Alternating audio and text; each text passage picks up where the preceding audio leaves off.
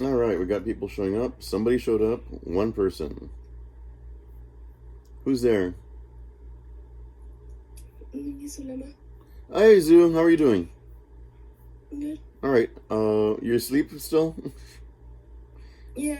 Okay, that's normal. And so everybody, just about everybody, I think everybody from the other classes had their cameras turned off. So, whatever. All right. Anybody else showing up yet? Who is that? Oh, oh my gosh. Oh my gosh, it is Lazarus returned from the dead. All right. All right. Yeah. Yeah, really. All right. And tell your sister I'm angry because she missed class, okay? Yeah, she already knows. Good. All right. Is she listening to you as well or what? Oh no, she's on another call with another teacher. Oh, okay. Oh well, it happens. All right, so I just got the two of you. All right, so I'm gonna give you the rundown then, because I'm not gonna um, be waiting for everybody to get started here. All right, so let's see here. You do have an essay today that's due today by the end of the day, um, which is on chapter 11. And so your perspective, I want you to write your perspective being where or how does the three religions that we talk about in chapter 11 influence Christianity. All right. And in case you're wondering, this video is going to be on YouTube as well. So that way people can say, well, what I missed? Well, watch the video. Too bad. All right. So here's how I'd like to see it. You do your introduction paragraph. Christianity was formed by lots of different things, and it goes into our Jewish roots, and then previously into people who helped shape the Jewish faith. All right, and so then your essay will have 3 paragraphs in your body. Now, this is just kind of a repeat of what I'd said before. Um, the religions that we talk about in chapter 11 are Zoroastrianism, the Greeks, and the Romans. So that'll be your body. And rather than say how it shaped Western religion, I want you to go ahead and speak from your own experience, really, Christianity. You've gone to a Catholic school forever. So we haven't studied too much about Jewish people. We haven't studied too much about Islamic people. But we see Christianity all the time in our classes. So if you want, your first paragraph of your body could be how the Zoroastrians influenced Christianity. Then the next paragraph, how the Greeks influenced Christianity. What do they have in common? And then the last one, how did the Romans influence Christianity? All right. And going off topic, I did want to say, the Romans have a heavy influence on Christianity, and we're going to talk about that later, probably in more detail. But an example, all right, Roman governors. This is not from your textbook. This is actually just other sources. Roman governors, when they were governing their land, they went to their office. Now, their office for these Roman governors back, early first centuries, was called a basilica. That was the name of their government building. Okay, they would enter the governors would enter their basilica, their office, so to speak, with a procession that would start with somebody carrying the flag, then followed by, actually, it might have been an incense person, somebody spreading incense so that the office, the basilica, the government building called the basilica, didn't smell bad. So they would put incense that smelled very beautiful. Okay, then you'd have the flag bearer carrying the flag of the governor up to the front. Then you'd have the governor's staff continuing in this procession like a little mini parade, followed by the governor himself. All right, does that sound familiar? Yes. Yeah, Father Jose, that sounds familiar. Okay. Yeah, I'm sorry. And folks, remind me if I freeze up because my internet is kind of spotty. Let me know, okay? But otherwise, you will have the YouTube video up in about an hour or so. Okay. And so that will be your 3 paragraphs of your body for your essay that's due today. All right.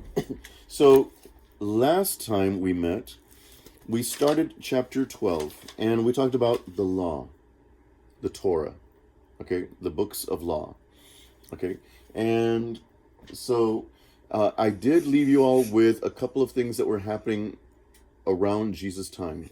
So number one, Jesus gets killed around the year 33-ish. Okay. The Romans really just saw him as another criminal. They didn't really think it was worth, they just saw him as a potential upriser because he was gathering large crowds, and they were having problems with large crowds rebelling against the Roman government. So when the Romans crucified Jesus, it wasn't a big deal for them. They didn't write a lot. Oh, and here's where we crucified Jesus. No. Okay.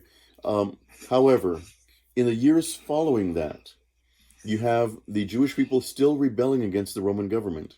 So by the year 80, major thing happens.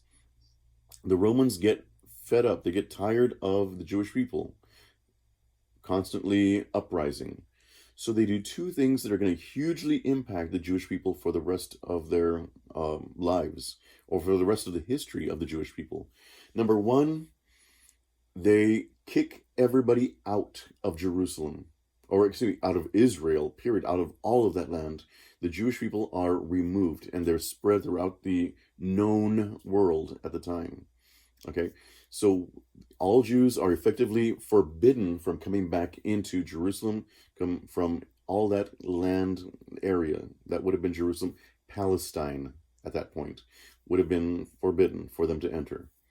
The second thing is that the temple was destroyed. All right, there is only one temple for the Jews, and that is in Jerusalem. So now let's understand what was happening back then for the Jewish people. You had two forms of worship for the Jewish people. Okay, basically two forms of following God.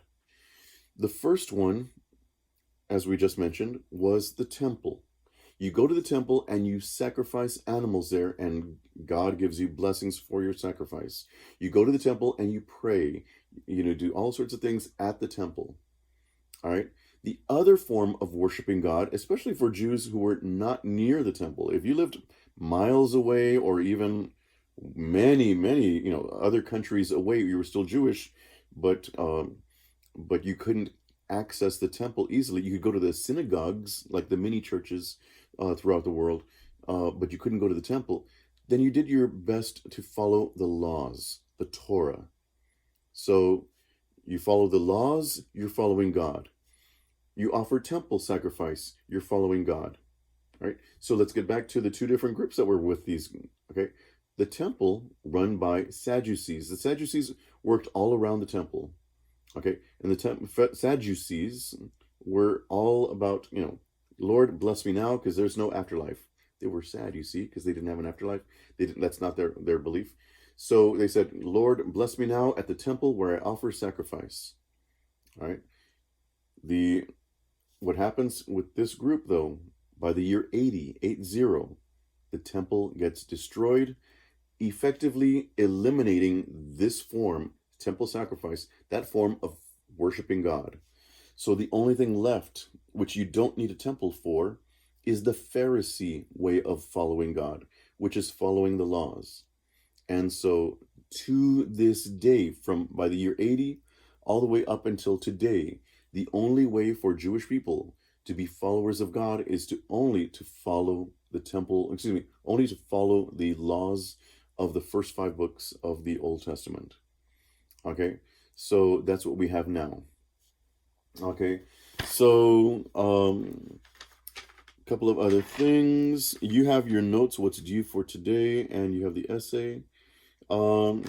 One thing I did want to tell you before I end for today, we won't be going too long, is this page 207. I want to make sure you include this in your notes, all right, because it does talk about all the different time periods and influences with the Jewish people.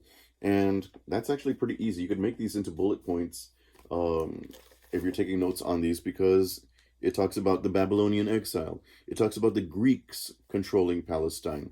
Palestine would have been the non-Jewish, what we would call Israel. Everybody then, before, the Jews got back their homeland. We're calling it Palestine. All right, and in fact, certain areas are still Palestine.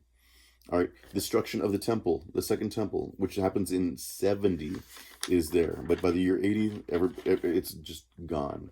Okay, but that's in there. So make sure that you keep taking the notes. It's going to be just the history of the timelines for the Jewish people. All right. So with that, let me go ahead and do a roll call one more time, and then I'll ask if there's any questions. Or actually, I'll just Christian Bustamante.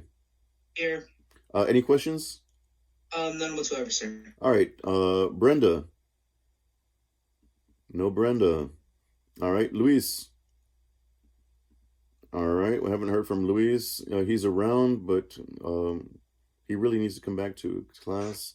Mauricio, to get a sense of normalcy. Mauricio? No Mauricio. All right. Lauren, any questions? No. Okay. Noemi? No Noemi. Paula? All right. Naima? No. Okay. It's been good communicating with you on email. Daisy? Does anybody talk with Daisy? No. All right. I have her on Snap, but I can message her after this. Yeah, please do, and we're concerned because there's a few seniors from different classes that we're just not hearing from at all. Cecilia? All right. Edgar? All right. Jasmine Salcido? All right. Brian is here, right? Brian? Anybody? Okay, I'm marking him absent. Carlos Tapia. Okay, I'm marking him absent. And Zoo, any questions? All right. Like I said, you've got the rest of your stuff in Google Classroom. We'll meet briefly tomorrow, and if you know people who haven't checked in, that would be a good time to do. Check in with me. But our main lecture will be on Thursday again at this time. All right. So you got in your class. I'm trying to stick with the schedule, but sometimes it just things flow over. So thanks for your patience. Any last minute questions before I say goodbye? Oh, only like No. everybody dropped out. If I do have any questions, more than likely I'll just email you. Yeah, that works. All right. See y'all later. Bye. Stay Bye. clean.